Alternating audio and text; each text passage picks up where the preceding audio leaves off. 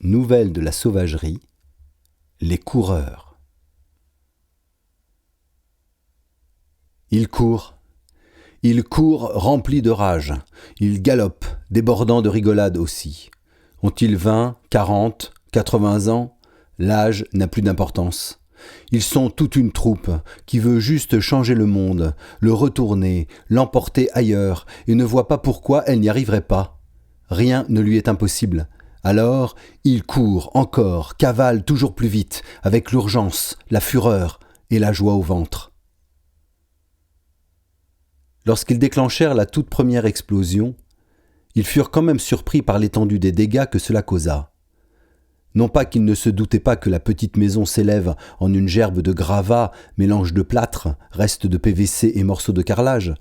Non, mais ils furent étonnés par le bruit, et par le trou, ensuite, que cela fit dans le sol de ce pseudo-quartier pavillonnaire. La haie de tuya, taillée au cordeau tout autour, avait également été arrachée en pulvérisation de branchage. La terre laissait une large béance dans la butte sur laquelle avait été construit ce pavillon, auquel on accédait encore quelques heures auparavant par une allée de gravier, avec juste ce qu'il faut de terrain devant pour garer la voiture, et son carré de jardin derrière, où était installée une balançoire au montant rutilant, balançoire emportée elle aussi par l'explosion et dont les morceaux se dressaient maintenant tordus au milieu des restes de parpaing. Oui, vraiment le souffle, le boucan les avait surpris, et ils se tenaient un peu plus loin, les yeux écarquillés, les mains sur les oreilles, stupéfaits dans le silence martelé de la poussière qui retombait, se retenant, puis ne se retenant plus de pousser des hurlements de victoire, de bouffonneries d'enfants en des embrassades triomphales. Ils venaient de réussir ce pourquoi ils avaient travaillé de longs mois, élaboré de nombreux scénarios et mis au point la première partie de leur plan qui se révélait à l'instant d'une redoutable efficacité.